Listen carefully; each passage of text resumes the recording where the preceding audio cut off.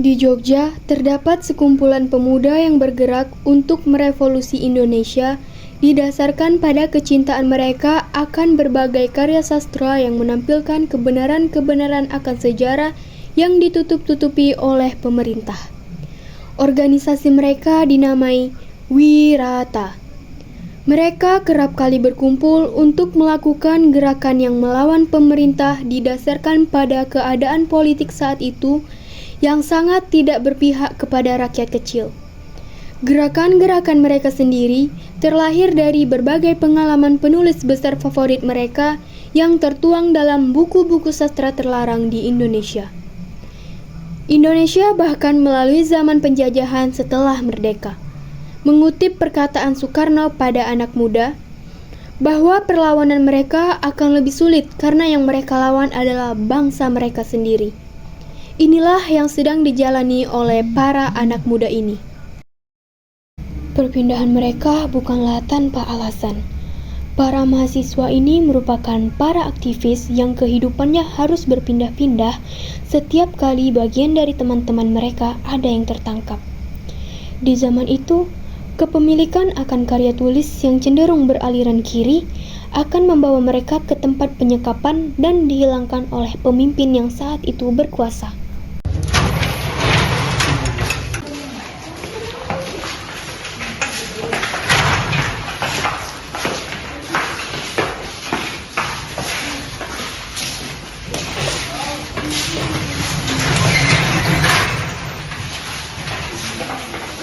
Oh, jadi ini rumah baru kita?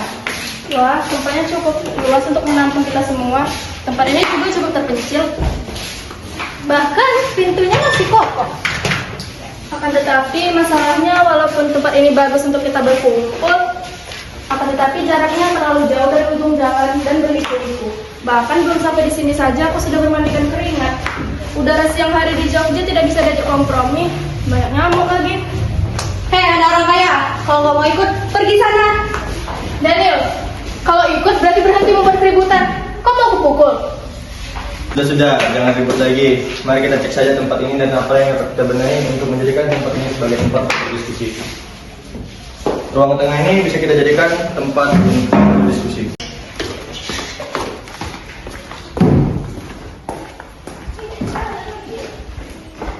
Ayo, kita mulai diskusinya.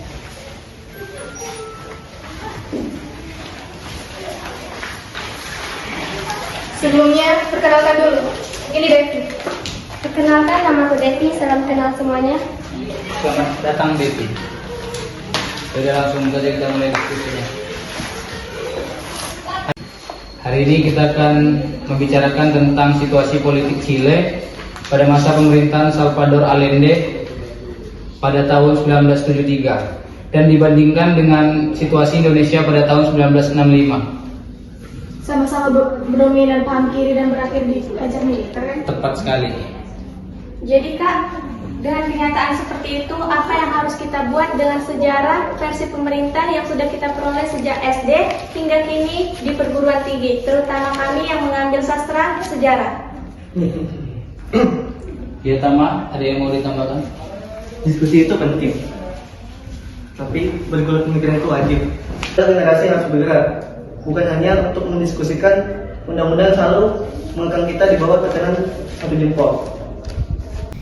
Ini bukan pertama kalinya Tama menjadi bahan perhatian teman-temannya karena ucapannya yang sering kali terdengar meremehkan itu.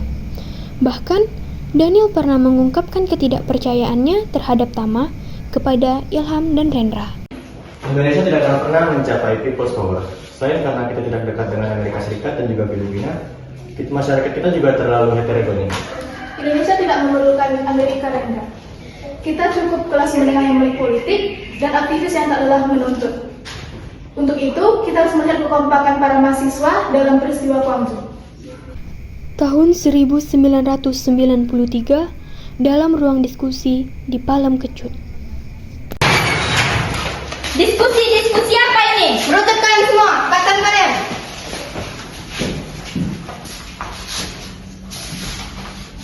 Berdirilah semua, masuk dalam mobil.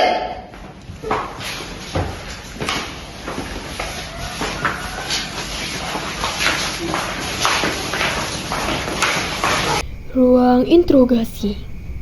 Sebenarnya, apa yang kalian diskusikan tadi? Kami hanya membahas sejarah, Bu. Bukan sesuatu yang berbahaya seperti yang Ibu pikirkan. Setelah semalaman diinterogasi, akhirnya mereka pun dilepaskan. Aku yakin di antara kita pasti ada yang membocorkan rahasia ini. Padahal selembaran itu dikasih 1 jam sebelum berkumpul. Aku juga tidak menyangka. Kemana Tama saat kejadian kemarin? Dia tidak ada dimanapun. Kemana dia? Kemana? Aku yang mengirimnya ke Jakarta. Ada yang perlu kita urus.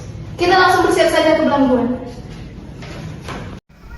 Belangguan 1993.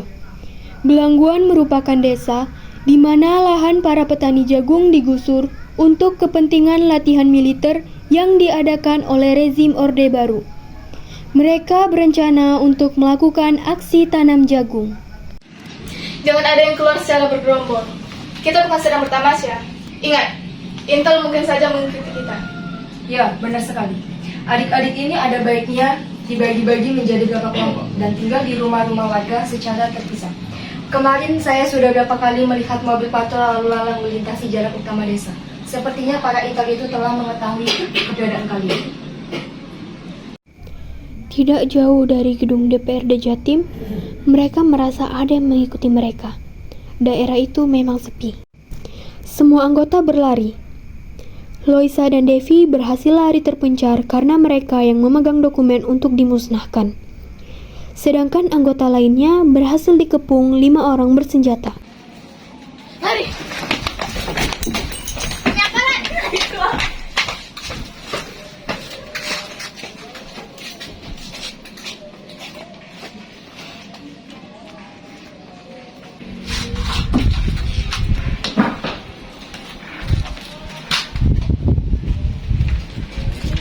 Turun kalian! Turun!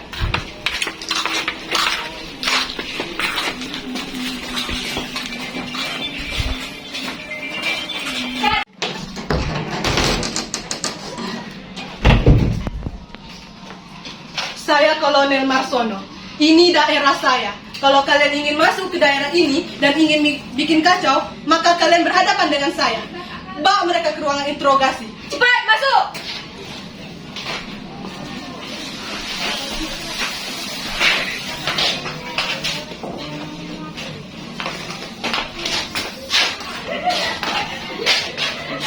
Sudah 3 hari Rendra dikurung dalam sebuah ruangan dengan mata tertutup dan terpisah dari teman-temannya yang lain. Pagi ini dia mendengar ada orang yang memasuki ruangan tersebut dan menariknya sambil sesekali mendorongnya untuk berjalan. Lalu, ada seseorang lagi yang masuk ke ruangan itu. Ternyata dia adalah... Halo Rendra Wijaya Kusuma. Kenapa Ren? Sek Ren, mau ngomong sama aku. Aku paham perasaan lu Rendra. Oh, ternyata selama ini kamu Gusti. Aku tidak menyangka ini. Aku akan membuat hari ini menjadi hari terakhirmu. Sedangkan di tempat lain, keempat teman Rendra dikembalikan ke Yogyakarta dalam keadaan babak belur dan sakit mental. Alex bahkan selalu histeris ketika melihat orang mendekat ke arahnya. Dari semua anggota Wirata, yang hingga hari ini tidak bisa ditemukan kehadirannya adalah Loisa, Semar, dan Rendra. Di rumah Rendra, Jakarta, tahun 2000, hari Minggu siang. Bapak Ratna yang termohon.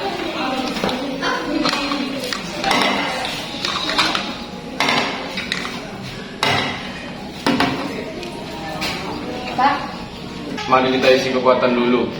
Kita harus mencari kebenaran atas nama kakakmu di depan gedung pemilik negara ini.